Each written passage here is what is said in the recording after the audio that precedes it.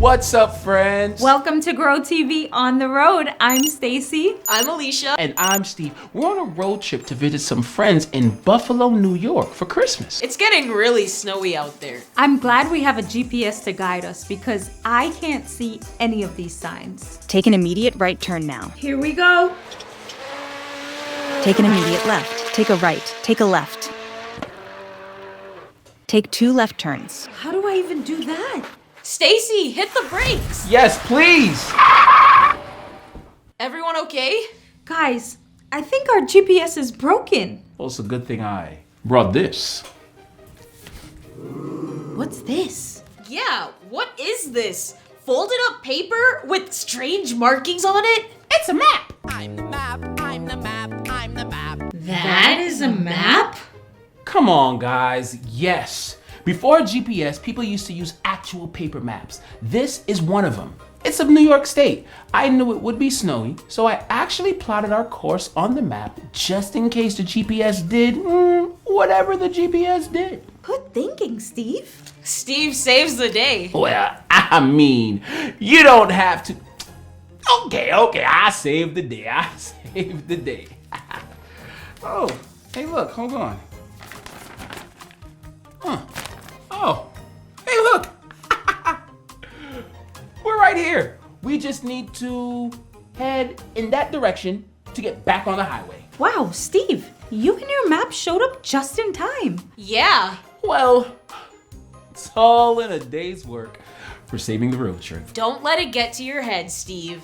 You brought an old map. It's not like you saved the world from darkness and hopelessness. Yeah, I guess I'm not Superman. Or Jesus. Jesus, of course. And when Jesus showed up in the world, it wasn't going to be an easy and smooth road trip either. I think it was meant to be that way. Everything from his birth to everyone who showed up to celebrate showed that Jesus was going to be a different kind of savior than the world had been expecting. One of the most incredible moments in all of history happens in Luke chapter 2. 2 people from Nazareth named Joseph and Mary were engaged to be married, just living their lives. And then, boom! Gabriel shows up with a message for Mary. Imagine how Mary must have felt. Gabriel told her she was going to have a baby sent by God, no less. Not just any baby. Gabriel said this baby would be Jesus, the savior of the world. That's a lot to take in. For sure. But Mary trusted God. She couldn't have been like, no thanks, that sounds impossible, I'm out. But instead, she was like, I'm down. Yes, let's do it. That's faith. And then, right when Mary was about to have the baby, Caesar Augustus announced this census, and they had to travel all the way to Bethlehem. Luke 2:1 says, in those days, Caesar Augustus issued a decree that a census should be taken of the entire Roman world. That decree was a pretty oppressive move by Caesar. He just wanted to know all the people he ruled over. So they had to travel long distances just to be counted. I always think about how hard that trip must have been. Mary was super pregnant, and they didn't even have a decent place to stay when they got there.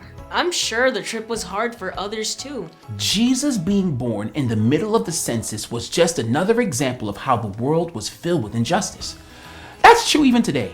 But Jesus was sent to the earth to show the world what it would be like to have and share God's love. Bethlehem was packed, and they ended up in a space for animals. The savior of the world amongst cows and pigs. It seems strange, but also like it was meant to be that way. That's a good point. Jesus' birth wasn't about showing off. It was about showing how much God cares for everyone, no matter their circumstances. And then Jesus was born and placed in a manger. A manger. That was like a trough for animals to eat out of. It was so different from what you'd expect for someone who's supposed to change the world. Some shepherds were out in the field with their flocks when boom, an angel appeared to them. I'd be terrified. The angel probably had to say like, don't freak out. Don't run. Sheep, quiet down. Pretty much. Luke 2:10-11 tells us what the angel said. Do not be afraid. I bring you good news that will cause great joy for all the people. Today in the town of David, a savior has been born to you.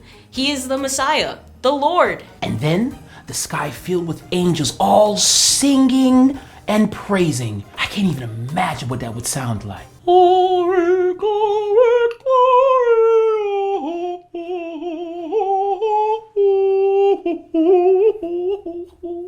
That was beautiful. The shepherds must have been in shock, but they didn't waste any time. They rushed to Bethlehem, and there was Mary, Joseph, and baby Jesus. What I love is what the shepherds did after. They didn't keep it to themselves. They told everyone they could. That's because they knew. They knew this wasn't just another baby. This was the Savior. I love that it was shepherds who first saw Jesus and shared the news about him. Shepherds were just ordinary people, and I mean, hung out with sheep all the time, so probably kind of stinky. It could have been famous people or royal princes and princesses, but no, it was them.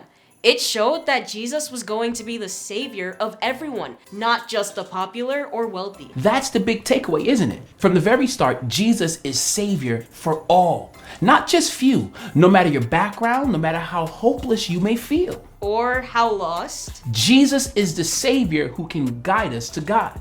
Yes, this story never gets old, which is a good thing. I love being reminded why Jesus came to earth. The world might feel big and scary and unfair sometimes, but God gives a savior to guide us. A pretty wild way for the savior to enter the world. Born in the feeding trough to two young people from a small nowhere town, as wild as it is, it makes sense when I think of the rough paths and places that Jesus has guided me through and out of. Same. When I think of Jesus' guidance in my life, it makes me as happy as those shepherds must have been. Or angels. Glory, glory, glory. Lovely. Just lovely. Christmas is a great time to reflect on all the things Jesus has guided us through. It's also a great time to find your way back to Jesus if you've been lost. Stay on this road for... I think we'll just stick to the map. Yes! I even marked out some great pit stops. Ooh, this one is supposed to have the world's greatest cup of coffee. You did it! Congratulations! It's been fun driving through the snow with you. And using an old school paper map. And retelling one of the best stories in history, the story of Jesus' birth. It's always good to learn and grow together. Merry Christmas!